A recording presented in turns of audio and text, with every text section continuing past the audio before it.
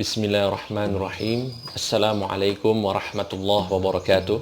Alhamdulillah wassalatu wassalam ala Rasulillah Sayyidina Muhammad ibn Abdillah sallallahu alaihi wa ala alihi wa sahbihi wa sallama tasliman katsiran majida. Amma ba'du, pemirsa sekalian kaum muslimin wal muslimat rahimakumullah. Alhamdulillah, pada kesempatan ini kita berjumpa kembali di dalam kajian kita belajar Islam dari dasar melalui kitab Hidayatul Talibin fi Muhimmatiddin karya Al-Habib Zain bin Ibrahim bin Sumaid. Dan alhamdulillah kita sudah menyinggung di pertemuan yang lalu tentang Islam dan konsekuensinya. Dalam hal ini kita sudah alhamdulillah merinci beberapa hal yang terkait dengan Islam. Dan insya Allah sekarang kita akan masuk pembahasan ke rukun pertama dari rukun Islam, yang tidak mungkin seseorang itu dikatakan muslim kecuali dia telah melaksanakan rukun pertama ini, yaitu mengucapkan dua kalimat syahadat. Langsung saja di sini beliau berkata, Al-Habib Zain bin Ibrahim bin Sumaid hafizahullahu ta'ala wa nafa'ana bihi wa bi'ulumihi wa bi'ulumi sairis salihin amin. Asyhadatan ar-ruknul awwal min arkanil Islam asyhadatan wa la budda li sihhatil Islam minan nutqi bihima ma'a tartibihima wa muwalatihima wa ma'a fahmi ma'nahuma. Rukun yang pertama dari rukun Islam ialah mengucapkan dua kalimat syahadat. Dan dalam mengucapkan dua kalimat syahadat itu ada beberapa persyaratan yang disebutkan di sini. Yang pertama, dia harus tartib. Tartib itu artinya berurutan. Asyhadu an la ilaha illallah wa asyhadu anna Muhammadan Rasulullah. Jadi dia mengucapkannya itu bukan terbalik, asyhadu anna Muhammadur Rasulullah wa asyhadu anna wa asyhadu alla ilaha illallah. Bukan seperti itu. Yang benar itu dia berurutan. Yang pertama asyhadu alla ilaha illallah, yang kedua asyhadu anna Muhammadur Rasulullah. Itu yang pertama. Yang kedua muwalatihima, yaitu dalam mengucapkannya itu harus diucapkan secara langsung. Artinya jangan sampai ada jeda yang panjang menurut kebiasaan kita. Misalnya dia mau bersyahadat, asyhadu alla ilaha illallah, kemudian dia diam lama tanpa ada sebab yang menghalangi dia untuk mengucapkan wa asyhadu anna Muhammadur Rasulullah, maka di sini syahadatnya tidak sah. Jadi harus langsung. Itu yang disebut dengan al-muwalah, susul menyusul, langsung tanpa jeda. Kemudian wa ma'afahmi ma'nahuma, ya harus ada pemahaman terhadap makna dari dua kalimat syahadat itu. Sehingga kalau kita di Indonesia, kita ketika mengucapkan dua kalimat syahadat, kita juga dianjurkan untuk membaca terjemahan dari dua kalimat syahadat.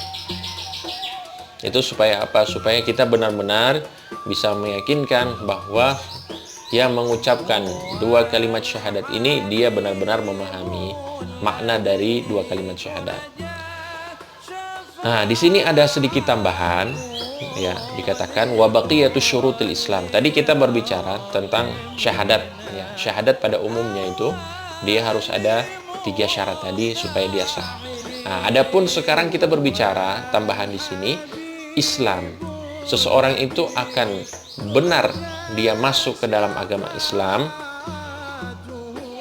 ditambah terdapat beberapa syarat, termasuk tadi yang sudah kita sebutkan, yaitu mengucapkan dua kalimat syahadat. Itu salah satu syaratnya.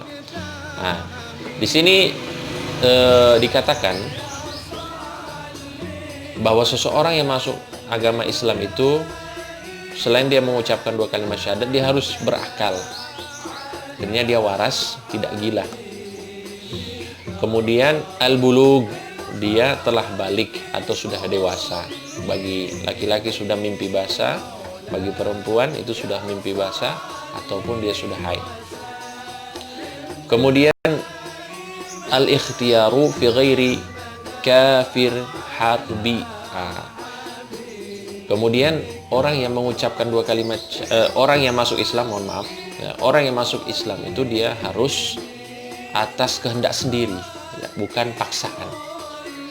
Jadi kalau misalnya ada yang mau masuk Islam, ya bukan karena dia diancam atau misalnya dia dipaksa oleh seseorang untuk masuk Islam. Nah, itu tidak sah keislamannya. Karena apa? Atas dasar paksaan. Jadi kalau misalnya dia masuk Islam atas kehendaknya sendiri, maka itu sah. Nah, kecuali untuk siapa? Untuk kafir harbi. Kafir harbi itu dia tidak ada hukum kehendak. Jadi kalau misalnya ini, kalau kita berbicara dalam konteks perang, ya, perang antara kaum muslimin dengan musuh, seperti yang kita baca dari sejarah-sejarah, bagaimana kalau misalnya peperangan itu terjadi antara kaum muslimin dan musuh-musuhnya dari kaum muslimin ini, mereka itu adalah jelas-jelas yang memerangi kaum muslimin. Maka ketika misalnya terjadi pertempuran, kemudian kaum muslimin itu menang, nah, para orang-orang kafir harbi ini, mereka dipaksa untuk masuk Islam, Ya. Tapi kalau misalnya kita, kalau dalam konteks sekarang ini, ya, dalam keadaan aman, maka tidak ada hukum ini. Dia tetap la ikraha fiddin, tidak ada paksaan di dalam beragama. Jadi kalau silahkan mau masuk Islam, silahkan. Nah, itu hukumnya ketika kita berada dalam kedamaian seperti ini. Kemudian dikatakan di sini,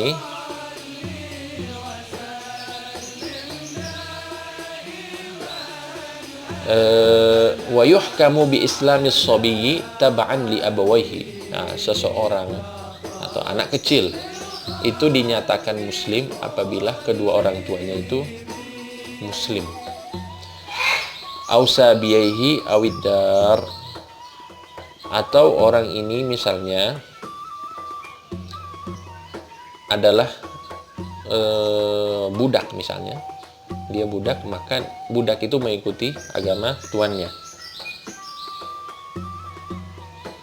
Awidar, atau misalnya sebuah komunitas, itu misalnya komunitas muslim, maka kalau misalnya ada anak dan tidak diketahui anak ini siapa, maka dia hukumnya dia muslim. Jadi seperti itu, mengikuti, ya, sifatnya mengikuti. Nah, jadi ini persyaratan, ya, persyaratan Islam tadi sudah saya sebutkan. Kemudian termasuk dari persyaratan Islam itu yaitu mengucapkan dua kalimat syahadat, dan dua kalimat syahadat itu ada 3 syaratnya. Saya ulang. Yang pertama berurutan, asyhadu an la ilaha illallah, asyhadu anna muhammadar rasulullah. Kemudian yang kedua al-muwalah, yaitu tanpa jeda dalam mengucapkan dua kalimat syahadat. Kemudian yang ketiga memahami makna dua kalimat syahadat tersebut. Nah, sekarang bagaimana kita memahami lebih dalam lagi? Karena begini, karena kalau kita cuma terjemahkan saya bersaksi atau aku bersaksi tiada Tuhan selain Allah dan Nabi Muhammad adalah utusan Allah, itu sebenarnya bisa dikatakan cukup, tapi kurang lengkap untuk memahami secara mendalam. Maka di sini kita akan jelaskan apa maksud dari la ilaha illallah. Di sini asyhadu alla ilaha illallah. Dikatakan la ilaha illallah a'lamu wa a'taqidu biqalbi jaziman.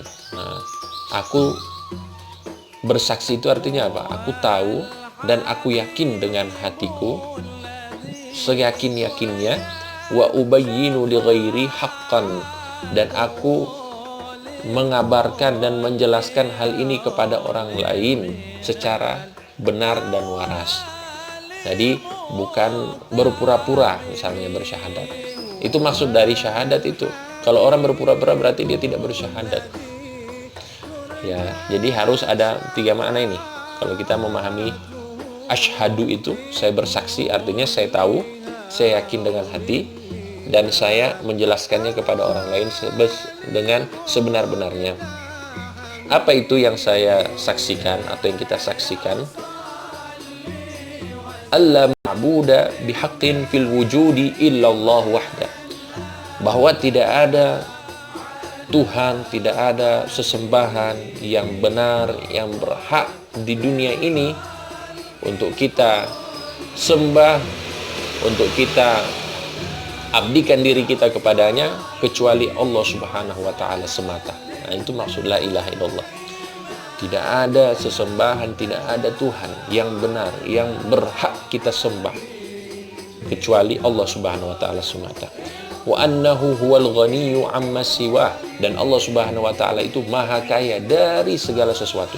Allah tidak butuh apapun dari segala sesuatu. Allah maha kaya. Al-muftaqiru ilaihi kullu ma'adahu. Sedangkan yang selain Allah semuanya butuh sama Allah. Semua kita, manusia, hewan, tumbuhan, ataupun benda-benda mati, ataupun makhluk-makhluk yang tidak kita lihat, semuanya butuh kepada Allah Subhanahu wa ta'ala. Allah tidak butuh kita, dan kita semuanya butuh Allah Subhanahu wa ta'ala. Muttasifun bikulli kamal, dan Allah Subhanahu wa ta'ala itu memiliki sifat-sifat yang sempurna, ya. Tidak ada kesempurnaan kecuali itu adalah sifat Allah. Munazzahun anin naqsi wa ma khatara bil bal, dan Allah Subhanahu wa ta'ala itu maha suci dari segala bentuk kekurangan dan apa-apa yang terlintas di benak kita. Jadi kalau misalnya ada sesuatu yang terlintas di benak kita, pasti itu adalah sesuatu yang kurang. Kenapa dikatakan kurang? Karena apa yang kita bayangkan itu biasanya adalah hasil dari apa yang kita lihat, apa yang kita dengar, apa yang kita raba. Artinya yang dijangkau oleh panca indera kita. Sedangkan Allah Subhanahu wa ta'ala itu tidak mungkin kita jangkau dengan panca indera, sehingga itu kurang. Apapun yang kita bayangkan tentang Allah di benak kita, maka percayalah Allah tidak demikian. Karena Allah Subhanahu wa ta'ala itu dikatakan di dalam Al-Quran, laisa kamitslihi syai'un wa huwas samiul basir. Tidak ada sesuatu apapun yang menyerupai Allah Subhanahu wa ta'ala. Jadi ini yang harus menjadi keyakinan kita ketika kita mengucapkan la ilaha illallah. Dan ini juga mengandung makna dari subhanallah, maha suci Allah. Jadi maha suci Allah dari segala kekurangan, dari segala keburukan. Nah, itu yang dimaksud dengan subhanallah. Kita mensucikan Allah. Termasuk dikatakan lam yattakhid sahibatan wala walada, dan Allah Subhanahu wa ta'ala itu tidak memiliki pasangan, ya, tidak memiliki istri, wala waladan, dan juga tidak memiliki anak. Ini harus menjadi keyakinan kita. Qul huwallahu ahad, Allahu samad, lam yalid wa lam yulad. Allah Subhanahu wa ta'ala tidak beranak dan tidak diperanakan. Nah, jadi seperti itu. Allah Subhanahu wa ta'ala itu maha esa. Esa artinya satu. Kalau misalnya punya pasangan berarti butuh pasangan. Kalau misalnya punya anak berarti akan ada generasi-generasi Tuhan setelahnya. Nah, maka itu kita sucikan Allah Subhanahu wa ta'ala dari segala bentuk kekurangan, termasuk sangkaan bahwa Allah itu punya pasangan, Allah itu punya anak. Itu harus kita sucikan Allah dari hal-hal tersebut. Wala yumathilu fi dzatihi wa sifatihi wa af'alihi ahada, dan tidak ada seorang pun yang sama, yang mirip dengan Allah Subhanahu wa ta'ala di dalam zatnya, ya, zatnya Allah, di dalam sifat-sifatnya Allah, di dalam perbuatan-perbuatannya Allah. Tidak ada yang sama, tidak ada yang menyerupai Allah Subhanahu wa ta'ala. Itu makna dari la ilaha illallah. Jadi kalau kita berbicara la ilaha illallah ini, maka maknanya itu bisa mengandung subhanallah, ya, mensucikan Allah dari segala bentuk kekurangan. Kemudian juga bisa bermakna alhamdulillah, menisbatkan segala bentuk kemuliaan dan kesempurnaan kepada Allah Subhanahu wa ta'ala. Maka Tuhan yang maha suci dari segala bentuk kekurangan dan yang memiliki segala bentuk kesempurnaan, maka pasti dia adalah Tuhan yang benar dan yang berhak disembah. Itulah la ilaha illallah. Karena apa? Karena kesempurnaan Allah Subhanahu wa taala dan maha sucinya Allah dari segala bentuk kekurangan, sehingga Allah itu berhak untuk kita abdikan diri kepadanya. Wa ma'na syahadati anna Muhammadan Rasulullah, adapun maksud dari syahadat Muhammad Rasulullah, artinya Nabi Muhammad adalah utusan Allah. A'lamu wa a'taqidu biqalbi jaziman wa ubayyinu li ghairi haqqan. Aku tahu dan aku yakin dengan hati seyakin-yakinnya, dan aku jelaskan kepada orang lain dengan sebenar-benarnya. Ya, maknanya sama dengan yang tadi. Makna asyhadu itu aku tahu, aku yakin dengan hati, dan aku jelaskan kepada orang lain. Anna sayyidana Muhammadan ibni Abdillahi, bahwa Nabi Muhammad Shallallahu Alaihi Wasallam itu adalah Muhammad, anaknya Abdullah, yang beliau itu adalah Abdullah wa Rasuluhu, dan Nabi Muhammad itu adalah hamba Allah. Nah, Nabi Muhammad bukan Tuhan. Nabi Muhammad itu adalah hamba Allah, tapi hamba Allah yang paling mulia. Wa Rasuluhu, dan utusan Allah Subhanahu wa taala kepada siapa? Ila kafatil khalqi, kepada seluruh makhluk. Wa ma arsalnaka illa rahmatan lil alamin, dan tidaklah kami utus engkau wahai Nabi Muhammad kecuali untuk menjadi rahmat, ya, tidak terkecuali untuk menjadi rahmat untuk seluruh makhluk.